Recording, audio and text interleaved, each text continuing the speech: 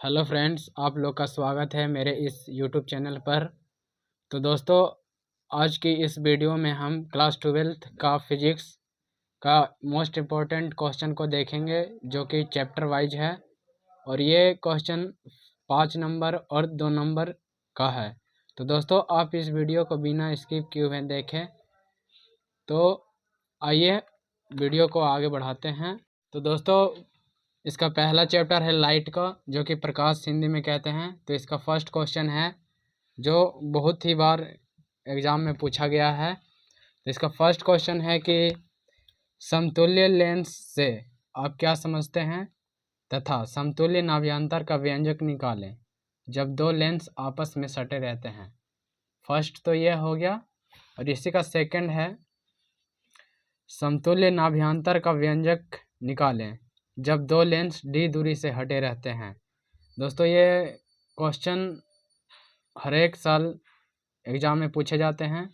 ये दोनों बहुत ही मोस्ट इम्पोर्टेंट क्वेश्चन हैं, तो इसे आप अवश्य करें।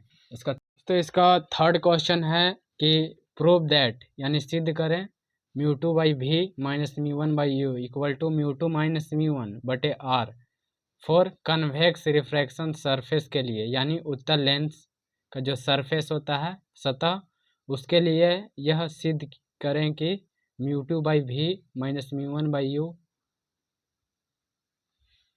इक्वल टू μ2 माइनस μ1 बटे आर होता है।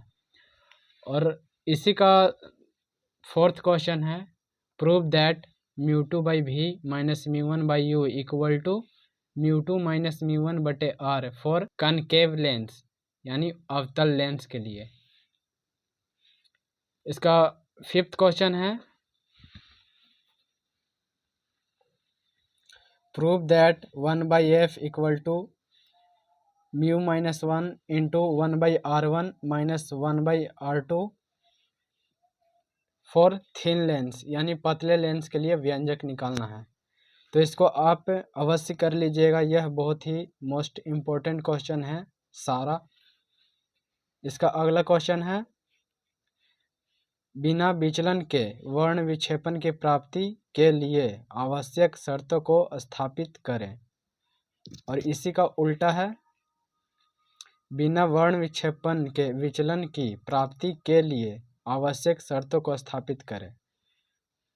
और इसका अगला क्वेश्चन है, प्रकाश के तरंग सिद्धांत के आधार पर परावर्तन तथा अपवर्तन की व्याख्या करें। इसमें दो क्वेश्चन है दोस्तों, एक परावर्तन तथा दूसरा अपवर्तन। यह अलग अलग क्वेश्चन है, इसको एक ही में हम कंपेयर कर दिए हैं।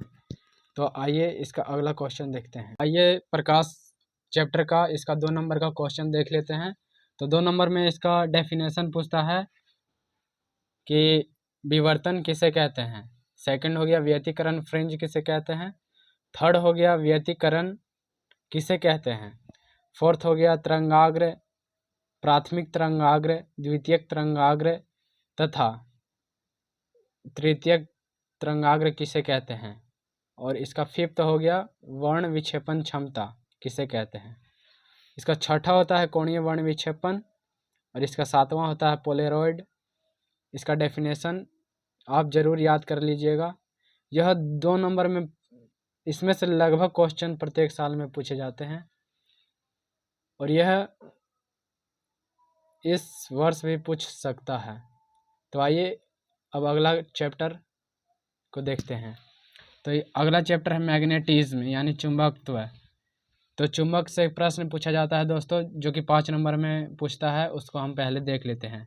तो पहला क्वेश्चन है, छोटा छड़ चुंबक के कारण निरक्षीय स्थिति में चुंबकीय बल क्षेत्र निकालें। और इसका सेकंड क्वेश्चन है, छोटा छड़ चुंबक के कारण अक्षीय स्थिति में चुंबकीय बल क्षेत्र निकालें। यह था निरक्षीय और इसको अक्षीय, तो ये डिफरेंट क्वेश्चन है।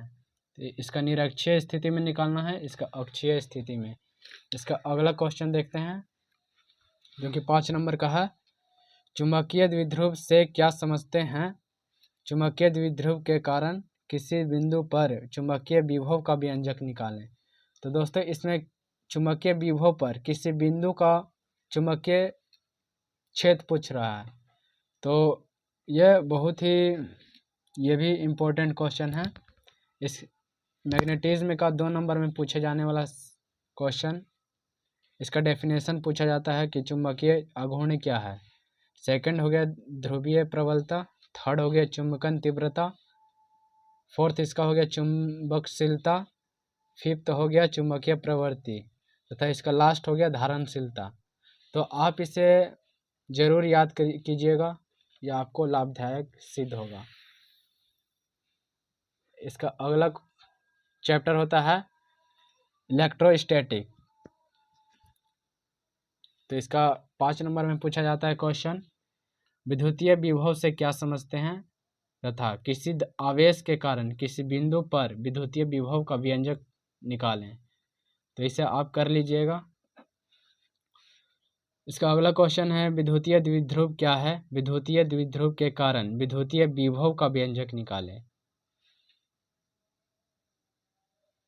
और इसका यह VVI क्वेश्चन है दोस्तों, इसको तो आप जरूर कर लीजिएगा क्योंकि यह प्रत्येक साल लगभग पूछे जाने वाला प्रश्न है। गॉस थ्योरम लिखें और उसे प्रमाणित करें। तो यह आप जरूर याद कर लीजिएगा। इसका अगला क्वेश्चन है वान डी ग्राफ जनित्र क्या, सचित्र वर्णन करें। वान डी ग्राफ के बारे में इसको बताना है और इसका चित्र का भी वर्णन करना है। इसका नेक्स्ट क्वेश्चन है सिद्ध करें कि दो आवेशित चालकों को जोड़ने पर ऊर्जा का ह्रास होता है, यानी ऊर्जा घट जाता है।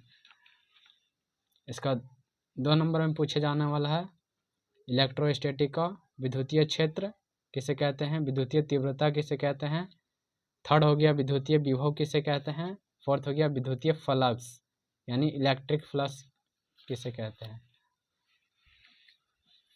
तो आइए इसका अगला क्वेश्चन देखते हैं। इसका लास्ट चैप्टर है इलेक्ट्रिसिटी यानी विद्युत धारा। इसमें 5 नंबर का क्वेश्चन पूछा जाता है। इसका पहला क्वेश्चन होता है किरचॉफ या किरचॉफ नियम की व्याख्या करें। तो आप इसे कर लीजिएगा। और इसका अगला क्वेश्चन है व्हीट स्टोन ब्रिज के लिए संतुलन का शर्त स्थापित करें। और इसका अगला क्वेश्चन है फैराडे लॉ। तो फैराडे का प्रथम नियम, दूसरा नियम तथा तीसरा नियम आप कर लीजिएगा तथा इसका कुछ अनुप्रयोग होता है उसको भी आप कर लीजिएगा क्योंकि यह ऑब्जेक्टिव में पूछा जाता है और यह आपको बहुत ही लाभदायक सिद्ध होगा। और इसका अगला क्वेश्चन है कि प्रत्यावर्ती धारा का शिखर मान, माध्य मान और वर्ण माध्य मूल मान निकालें। तो इसको आपको यह निकालना पड़ेगा वहाँ, जो यह 5 नंबर का क्वेश्चन है। तो इसको आप 2 नंबर, इस क्वेश्चन को आपको यह 2 नंबर में भी दे सकता है, 3 नंबर में भी दे सकता है तथा 5 नंबर में भी दे सकता है। इसका अगला क्वेश्चन होता है ट्रांसफॉर्मेशन क्या है, इसका व्याख्या करें। तो दोस्तों इसको आप कर लीजिएगा। और इसका 2 नंबर में पूछे जाने वाला क्वेश्चन है कि लॉजिक गेट के बारे में आपको पढ़ना होगा, तो इसे आप पूरा कर लीजिएगा। और PNP तथा NPN ट्रांजिस्टर क्या है, सेमीकंडक्टर क्या है, N टाइप सेमीकंडक्टर क्या है तथा P टाइप सेमीकंडक्टर क्या है, और लॉरेंट्ज फोर्स क्या है यानी लॉरेंट्ज बल, शंट क्या है, सेंसिटिविटी क्या है, और अन्योन्य प्रेरण क्या है, स्वप्रेरण क्या है, लेंज लॉ क्या है तथा कार्बन कोड आपको याद करना पड़ेगा क्योंकि यह 1 या 2 नंबर में पूछा जाता है क्वेश्चन। तो दोस्तों आज के इस वीडियो में इतना ही। तो देखिए आप इसको, इन सारे क्वेश्चन को आप कर लीजिएगा क्योंकि यह बहुत ही मोस्ट इम्पोर्टेंट क्वेश्चन है। तो दोस्तों अगर वीडियो पसंद आई हो तो लाइक करें, चैनल को सब्सक्राइब करें एंड कमेंट में बताएं कि आपको यह वीडियो कैसी लगी। तो धन्यवाद दोस्तों।